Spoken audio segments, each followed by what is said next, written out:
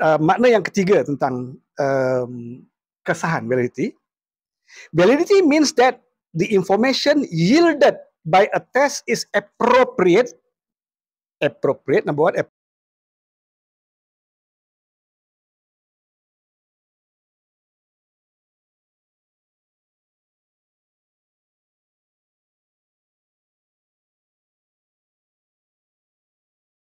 Bertemu sekali lagi dalam podcast Jaka Pendidikan bersama Dr. Kodri dan saya, Jamil, Jamil Adimin dan Dr. Kodri Ahmad. Kita masih perlu meneruskan perbincangan berkaitan dengan kesahan seperti yang kita sebutkan dalam episod 65. Dalam episod 66 ini, kesahan kita bincangkan dalam konteks yang lebih mendalam lagi. Tapi insyaAllah kami akan cuba untuk tidak memberatkan ataupun membebankan tuan-tuan dan puan-puan penonton dengan perkara yang berat-berat. Okey, kalau saya baca daripada jurnal ini, dia kata makna yang ketiga tentang kesahan, validity. Validity means that the information yielded by a test is appropriate. Appropriate, number one, appropriate, meaningful, and useful for decision making. Tengok ya. Dia kata daripada assessment, daripada pentaksiran, ujian ke, penilaian ke apa saja yang kita gunakan untuk mentaksir itu, hasilnya dia menghasilkan apa? Dia menghasilkan sesuatu yang appropriate. Saya minta Dr. Kodri ulas dulu apa itu appropriate.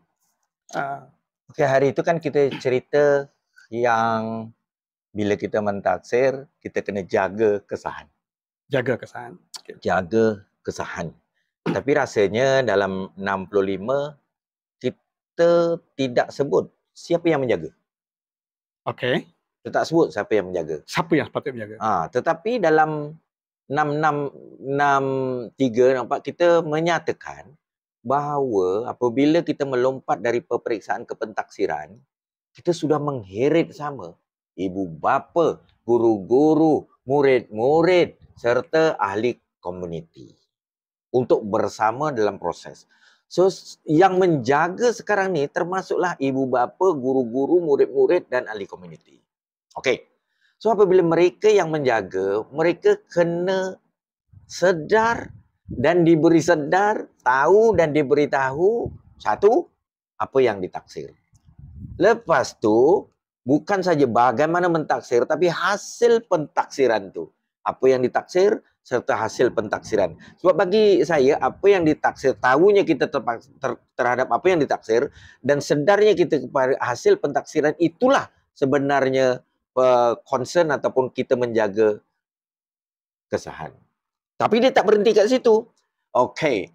Perkataan appropriate itu, dia pergi ke depan sikit. Setelah kita dapat skor, setelah kita dapat apa yang kita nak cari itu tadi, kita nak guna untuk apa? Kita nak guna untuk apa? Kita perkataannya, okay, apa yang nak ditaksir, dapat hasil pentaksiran, nak guna untuk apa? Kalau boleh kita balik semula kepada beberapa episod yang melepas, digunakan untuk apa? Untuk pentaksiran itu untuk membuat keputusan tentang murid. Yes. Okey. Yang pertama lagi, siapa yang bertanggungjawab mendidik anak? Mak bapa. So, mak bapa seharusnya diberi juga upaya untuk membuat keputusan tentang pendidikan yang sesuai untuk anaknya. Ulang, mak bapa mesti ada juga upaya untuk membuat keputusan pendidikan apa yang sesuai untuk anaknya. Untuk sampai kat situ kan kita kena menggunakan instrumen. Dan untuk sampai ke instrumen tu, darjah kesahan tu akan ada kat situ. Oleh sebab itu, ibu bapa kena tahu perkataan-perkataan apa yang ditaksir. Kena tahu. Kena tahu. Yang selama ni mereka tak peduli pun. Tak peduli. Saya sebagai bapa dan isteri saya sebagai ibu tak kisah pun. Anak saya dapat nombor berapa tu. Saya tak pernah undur ke belakang apa yang ditaksir. Dan sekarang ibu bapa yang dikasihi, mari kita bukakan kita punya kesediaan untuk mengambil maklum apa yang ditaksir dulu. Lepas tu hasil daripada apa yang ditaksir kita dah tadbirkan instrumen, dapat tu akan dapat yang Dr. Jamil sebut skor hasil pentaksiran. Tetapi kan kita tak berhenti kat situ. Kita tak berhenti anak kita dapat berapa markah. Kita tak berhenti anak kita dapat skor apa. Apa yang kita gunakan hasil daripada skor tu. So mak bapak kena concern, bukakan, mari kita sama-sama para guru untuk menjaga kesahan. Tapi untuk menjaga kesahan, 3 perkara tadi kena maklum. Apa yang ditaksir, apa yang kita peroleh dan apa yang kita nak guna. Itulah the area of appropriateness. Okey, Dr. Kodri, kalau boleh saya berkongsi sedikit pengalaman cerita pasal ibu bapa tadi. Dalam PPPM 2013-2025 ada anjakan yang ke-11 kalau tak silap saya, pelibatan ibu bapa, komuniti dan masyarakat dalam pendidikan. Saya berpengalaman melawat sebuah sekolah di Australia. Saya dibawa oleh guru besar sekolah itu melawat kelas, betul-betul kelas di Australia. Satu kelas, saya dapati kelas itu di belakang kelas tu ada seorang ibu. Kita nampaklah itu ibu lah. So saya bertanya dengan guru besar tu, who is she? Who is she? So guru besar tu kata, she's a parent of one of the students in the class. Rupa-rupanya bila saya bertanya, mengapa mana pihak sekolah membenarkan ibu bapa, malahan masyarakat pun komuniti berada di dalam bilik darjah semasa guru sedang mengajar tapi tidak mengganggu lah. Dia tujuannya nak belajar dengan guru, belajar dengan bagaimana situasi dalam bilik darjah itu. Itu tadilah saya rasa. Bagaimana nak menyampaikan, kebetulan kelas yang saya lawat itu kelas pendidikan nahas. Murid-muridnya ialah murid-murid pekak. Gurunya pakai apa ni semua kan. Jadi ibu tu ada anak yang bermasalah pendengaran. Dia nak belajar daripada guru itu bagaimana anak dia di sekolah diajar. Dan apa yang diajar. Apa perkara yang dipelajari oleh anak-anak. Jadi di situ dia nanti di rumah pun dia akan cuba kaitkan dan dia cuba belajar, dan saya rasa saya percaya juga ada hubungannya dengan peranan ibu bapa yang menjaga kesahan pentaksiran itu. Sebab saya percaya guru itu sambil dia mengajar dia juga pentaksir. Apa yang dikatakan sebagai assessment for learning, assessment as learning, assessment as learning, pentaksiran sebagai satu pembelajaran. Dia berlaku pembelajaran itu. Itu sudah pasti ada di situ peluang di mana ibu itu menjaga kesahan tadi. Betul. Saya suka sangat bahawa dalam satu jangka masa, mungkin masa kita sekolah dulu Datuk Jamil, nampak sangat mak bapak kita outsourcekan kerja mendidik ini pada cikgu je. Sepenuhnya. Pokoknya saya serahlah kepada Tuhan, asal jangan patah tangan saya itu okey. Siap dibagi rotan lagi. Tapi rasanya zaman sudah berubah. Zaman sekarang ibu bapa pun ramai yang memang sudah pandai-pandai. Saya setuju sangat apa yang Dr. Jamil lihat itu, supaya mak bapak bersama. Sebab benda-benda yang kita nak didik pun dah berbeza dah sekarang ni. Berbeza sangat. So, apabila kita memulakan zaman pentaksiran di Malaysia, mari kita sedari ibu bapa bahawa ibu bapa akan terlibat sama, bukan saja mendidik tetapi juga mentaksir. So aspek menjaga kesahan itu termasuk juga ibu bapa lah, kena menjaga kesahan. Mana kita tahu, senang je. Rakan-rakan yang dikasihi yang sebagai ibu bapa, saya pun ibu bapa juga, sekarang dah atuk dah. Kita kena, orang kata cakna ya perkataannya. Cakna apa yang ditaksir. Apa benda yang taksir? Tak ada, kita cuba cakap je. Kita cuba cakap, kita bincangkan apa yang ditaksir. Sebab dia ada 3, wahai ibu bapa. Apa yang ditaksir, apa yang dapat, apa yang diguna. Kalau kita bercerita 3 tu, sebenarnya kita cerita tentang kesahan. Cerita tentang kesahan. Tentang kesahan. Apa yang ditaksir, apa yang kita dapat, dan apa yang kita guna daripada apa yang kita dapat. Itu kesahan tu. Okey, Dr. Qadri, apa yang disebutkan oleh Osterlin ini 2010 ya. Validity means that the information yielded. Informasi adalah maklumat yang dihasilkan oleh suatu ujian ataupun oleh satu pentafsiran. Ya. Appropriate. Kita sebut cerita appropriate. Yang kedua ialah meaningful. Boleh ulas tak meaningful? Oh, definitely. Maklumat tu maklumat yang meaningful. Apa maksudnya? Definitely. Dia kan kalau kita hanya menuju dapat A, bila kita diuji, yang pentingnya dapat banyak A. Banyak A. Markahnya tinggi. Kita berhenti kat situ tau. Okay. Dapat banyak A. Apa makna A? Tak ada siapa soal. Itu apa makna A? Okey, saya masukkan anak saya ke sekolah Tauhid dapat A. Okay. Mumtaz. Apa maknanya? Itu is meaningfulness-nya. Apa makna anak saya dapat A? Sekarang ni abad 21, mak bapak kena tuntut yang itu. The meaningfulness tu, apa maknanya anak-anak saya dapat A? Maksudnya dapat A itu ialah maklumat. Yes. Maklumat dari pentafsiran atau dari ujian. Yes. So, maknanya apa? Maknanya apa? Dapat A itu maknanya apa? Yang ini pada zaman abad 21 tu sangat penting Dr. Jamil. Tak boleh kita berhenti kat situ. Anak aku semua dapat A tau. Berhenti kat situ. Tak. They want to go to the meaning of A. Makna A untuk sejarah, makna A untuk matematik, makna A untuk gitu. Dia kena pergi ke situ. So the meaningfulness tu kena pergi ke situ. Kita belum sampai lagi kepada kemenjadian murid dia, Dr. Qadri. Yes. Baru maknanya apa? Sebab dia maknanya apa nanti, adakah murid itu menjadi apa nanti kemenjadian kita belum tahu lagi. Betul. Sepatutnya boleh sampai ke situ ya. Betul. Incheon 2030 ataupun UNESCO 2050 dia bercerita tentang learning to become. Yes. Learning to become. Jadi maknanya belajar untuk menjadi apa? Itu yang meaningfulness tu. Dari A jadi apa anak aku?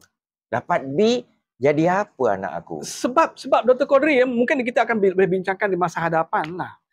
Apakah dapat A itu sudah menjamin masa depan murid itu dalam pekerjaan, dalam penghidupan, apatah lagi di sana nanti? Tidak ya? Zaman data raya ni katanya dia tidak akan berhenti di situ. Tak berhenti situ. Dia nak the explanation of what A means. What a student can do. Dia nak sampai ke situ. So ini yang dikatakan meaningfulness tu, ke arah itu. Sebab so kita balik tadi concern ibu bapa dan guru-guru harus sepakat dalam hal ni. Harus bersama, harus collaborate balik kepada makna-makna jargon-jargon ini. Jangan buat tak tahu sajalah, kena tahulah. Kena duduk bermakna. Meaningful yang paling benar bermakna lah. Bermakna. Yes. Apa maknanya? Meaningfulness tu. Itu apa? Dapat mumtaz tu apa maknanya? Maknanya apa? Sebelum kita sampai kepada nak jadi apa? Betul. To become tu, tapi before. Sebab meaningful tu sepanjang proses. Become tu mungkin dekat ujungnya. Yes. Okey, ada satu lagi Dr. Chris sebelum kita melanjutkan ni. Ada 3 tadi yang saya bacakan ya. Validity means that the information yielded. Maklumat yang dihasilkan oleh satu tes atau pentafsiran. Kita dah sebut pasal appropriateness, kita sebut pasal meaningful. Yang ketiga ialah useful for decision making. Kan semua ni kan kita hidup, dalam hidup ni kita kena membuat keputusan. All the time. Kebijakan kita dalam membuat keputusan akan menentukan kehebatan anak-anak kita di hadapan. Itu falsafah tu. Kebijakan kita membuat keputusan. Ketepatan keputusan kita sekarang. Budak ni nampaknya pandai main badminton, aku nak alurkan ke sekolah sukan. Budak ni nampaknya pandai berbahasa, aku nak alurkan ke sekolah seni. Contohlah, contoh. So these are all the keputusan yang boleh dibikin dalam proses pendidikan dari mula sampai ke ujung. Jangan kita paksa anak-anak kita untuk dalam one size fits all. Semua orang mesti belajar ini dan duduk periksa paduan sini. So itu dah bukan zaman pentaksiran lagi, Dr. Jamil. Itu bukan zaman pentaksiran. Malah keputusan ini perlu dibuat oleh ibu bapa yang menyekolahkan anak. So ini kita kena bawa. Dan aspek-aspek ini terangkum dalam penjagaan kita terhadap kesahan. Ada satu lagi, Dr. Qadri, ini mungkin kita boleh ulas juga ni. Daripada kenyataan yang sama oleh Austerlin 2010 tadi. Saya banyak tahu info Austerlin masa saya buat masters. Oh gitu okey. Dia pun UK juga Dia kata, hujungnya dia kata hujung kepada 3% appropriate, meaningful and useful for decision making itu dia kata that's the purpose of mental measurement. Saya suka mengulas. Dia sebenarnya bukan sahaja purpose of mental measurement. Saya rasa lebih daripada itu. Sebab kalau mental measurement dia cuma di sini, fakulti otak saja. Sedangkan kita mendidik ini bukan sahaja kognitif, tapi afektif dan psikomotor. Dan kalau dalam FPK Jerry. Lebih luas lagi kan, lebih holistik lagi. Jadi pada saya itu bukan purpose untuk mental measurement saja, tetapi purpose untuk the whole the human tadi human. Gini. Rasanya Austerlin ni bercerita di atas platform psikometrik. Okey. Itu sebab dia end up with mental measurement. Okey. Sorry. Tapi pada kita, Dr. Jamil, rasanya jangan kita limitkan kita kepada psikometrik. Kan? You dengan I dah create satu benda yang dipanggil insanometric. Sebab psikometrik itu macam yang Dr. Jamil baca is mental measurement. Itu dikuasai oleh satu golongan dalam mazhab tertentu dalam pendidikan. Tetapi apabila kita duduk dalam, especially orang Islam, takkan nak membina mental saja. Di situ ada hati. Yang antara perkara penting dalam hati kita is hati. So it is the whole insan. Kita kena bawa the perspective of insanometric. Okay. Kalau gitu, apa yang diceritakan oleh Austerlin dari perspektif psikometrik itu perlu juga kita perluaskan kepada perspektif insanometrik. Mudah-mudahan. Sebelum tu, kalau boleh saya kongsikan apa itu psikometrik secara definisinya. Psikometrik is a science about measuring mental capacity. Mental capacity. Apa ni? Capacity mental sahaja. Dia tidak bercerita tentang capacity afektif. Tidak, itu psikometrik. Psycho ialah mental. Metrik itu measurement. Science of measuring mental capacity. So kita boleh kita rujuk pada dia, tapi kita luaskan lagi konsep validity itu dalam pentaksiran yang keseluruhan. Dan untuk kita kenakan dengan pendidikan di Malaysia yang menjurus pada not only mental kan? Not only mental. Jasmani, emosi, rohani, intelek, mungkin itu, that is the mental part. So kita kena perluaskan lah. Kita bukan lawan dia. Kita hormati pandangan dia, tapi kita perluaskan untuk tujuan pendidikan kita. Mudah-mudahan jadi. Yes. Dan yang penting sekali dia di situ dia masih boleh digunakan definisi kesahan melalui psikometrik tadi. Sebab di hujungnya ialah dia kata kedua-duanya digunakan untuk membuat keputusan, decision making. Dan itu tujuannya adalah untuk membuat decision making tadi itu. Jadi dengan psikometrik yang boleh katakan agak lama jugalah berbanding dengan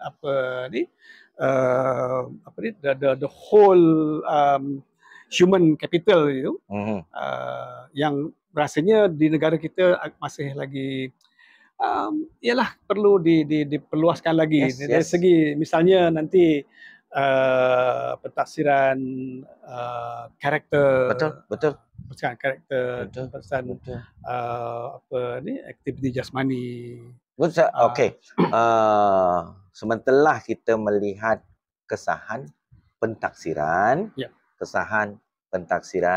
kita sarankanlah kepada yang di sekolah bermula dari muridnya, gurunya, ibu bapanya dan ahli komunitinya untuk catna dengan apa yang dipanggil pentaksiran. Kita bukakanlah. Kita bukakan minda kita untuk pelan-pelan memahami. Sebab ini sangat penting. Ini sangat penting. Jangan kita tinggalkan ini kepada guru-guru saja, tetapi kita ambil ambil cakna. Kita datang sekolah lah, tengok bagaimana pentaksiran. Sebab macam kita nyatakan tadi, kita perlukan pentaksiran untuk membuat keputusan. Dan banyak keputusan yang kita perlu buat, especially di abad 21 ini. Banyak keputusan-keputusan penting yang mesti diasaskan pada pentaksiran. Dan pentaksiran yang kita gunakan untuk kita rujuk membuat keputusan itu mesti dijaga kesahannya, darjah kesahan. Okey, Dr. Guri, kita ada sikit masa lagi untuk kita terus membincangkan. Saya suka merujuk kepada Miller, Lin dan Gronlund. Ada nama-nama yang kita selalu jumpa. Mesti kalau kita bercerita pasal kesahan, kepercayaan, nama-nama ni tak boleh ditinggalkan. Miller, Lin dan Gronlund 2009 ada agak lama tapi masih relevan. Dia kata apa? Validity is the adequacy and appropriateness of interpretation. Saya berhentikan dulu. Boleh Dr. Qadri ulas sikit. Betul. Adequacy and appropriateness, masih appropriateness tapi dia tambah lagi adequacy. Adequacy ni cukup. Cukup cakupan. Kita ada satu saya berguna perkataan ni sikit punya lama sehingga diketawakan oleh orang sekali. Perkataan adequacy ni sebagai kecukup cakupan. Adequacy and appropriateness. Adequacy kita sebut tadi kan? Yes. Tapi Miller, Lin dan Gronlund masih menggunakan tambah lagi adequacy of the interpretation. Betul. Bila kita dapat data tadi, betul, kita kena interpret kan? Kena ada interpretation. Okey. Interpretation kita perlu mencakupi apa yang kita taksir. Contohlah kita taksir kebolehan memancing. Interpretation dia sampai mana? Sampai mana? Kita tengok budak tu memancing tu. Interpretation kita mana-mana. Kita boleh interpret dia sabar ke tidak dia mancing.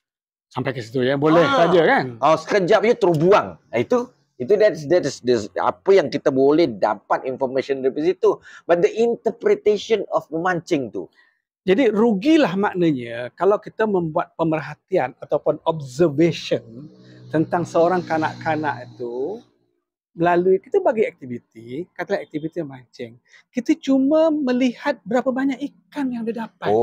Rugi. Ya. Betul. Seorang dapat satu timba dalam tempoh 1 jam. Seorang lagi dapat satu timba dalam tempoh 2 hari. So apa yang kita boleh dapat di sini? Ya. 2 hari dia tunggu untuk dapat satu timba tu. Di aspek of kesabaran dia, ketekunan dia, dia punya keupayaan jasmani untuk menunggu tu pun, itu adalah peluang untuk kita memberi interpretasi kepada itu. Ini juga ada kaitan dengan kesahan. Kesahan Yes. Betul. Ada peluang dan ruang banyak yang kalau kita boleh share dengan ibu apa, banyak betul ibu apa boleh buat pentaksiran di rumah. Ya, betul, di rumah. So jangan kata pentaksiran tu hanya berlaku di sekolah. Balik saja rumah. Sekolah berapa jam ya? Kat rumah berapa jam? 8 jam. Ada rumah. Tidurnya dengan siapa? Dengan cikgu? Tak. Kan. Dengan mak bapak kat rumah kan. Ya. Makannya dengan siapa? Ya. Dengan mak bapak. Bangun paginya dengan siapa? Itu full of pentaksiran. Yang kalau boleh kita share dengan ibu bapa, pentaksiran itu perlu kita jaga juga kesahannya. So kalau begitu Dr. Qadri kita boleh katakan bahawa kesahan pentaksiran itu bukan hanya kesahan yang tinggi lah.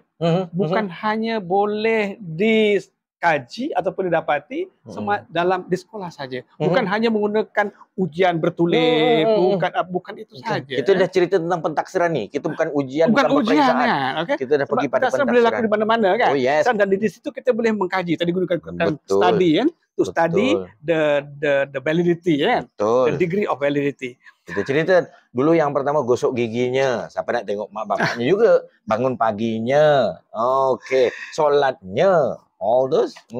Okey, ada satu lagi yang last yang saya rujuk kepada Chatterjee 2013. Saya tak pernah dengar ni Chatterjee ni. Doktor ni mungkin pernah dengar tapi dicatatkan dia pun mendefinisikan kesahan atau validity.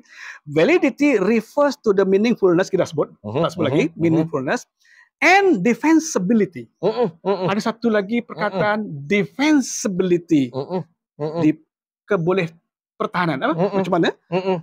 Of the actions or decision based on test scores. Lagi guna test score. Tapi kita boleh guna based on the results of the ataupun based on the statement yielded by the assessment. Boleh. Atau I got a squid, boleh pertahankan tak squid? Oh, bentuk adalah squid.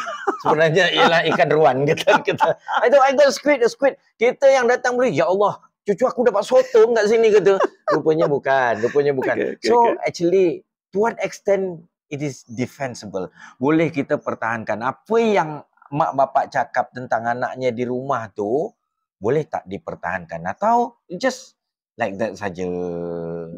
Ya, jadi dan dia kata strategi ini dia kata defensibility of the actions or decision based on test score. Yes. Based on test score. Betul. Test based information. Test-based information, betul, or assessment reports. Yes.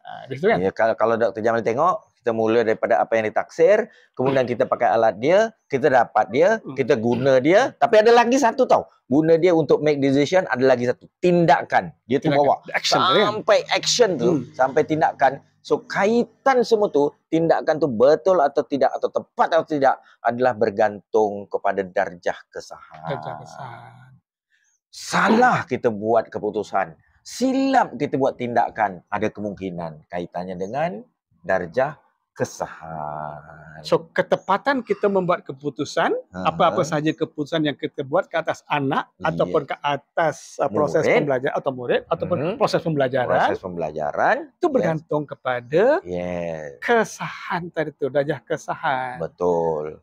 So, mari kita kembangkan, wahai ibu bapa, bukan hanya markah ya, yang kita tengok bukan hanya markah. Mari kita kembangkan not only the mark, before the mark, sebelum markah tu, apa yang ditaksir, jalan taksir, dapat markah, apa maknanya, apa keputusannya, apa tindakannya. Itu sebab kita dikatakan tu validity study. Ianya kajian validity yang harus dibuat secara berterusan. Ya Allah, Dr. Jamil, kalau itu kita dapat buat, guru-guru, ibu bapa, murid-murid semua tu, kita akan jadi masyarakat progresif yang betul-betul dapat melihat perkembangan. Yang saya rasa kita boleh bergerak sederap bersama-sama dengan Incheon 2030. We will be there, UNESCO 2050. Yes. Marilah sama-sama. Semua kita bergerak ke arah itu. Okay, Dr. Lee, sila tutup kita punya episod ini. Rasanya kita kena berhentilah cakap validity ya, sebab memang luas betul-betul. So kita akan berjumpa di 67 untuk bercerita tentang reliability juga. Sebab saya nak ulang lagi, apabila kita mentaksir, kita jaga dua perkara. Kita harus jaga kesahan dan kebolehpercayaan. Hingga kita bertemu di 67.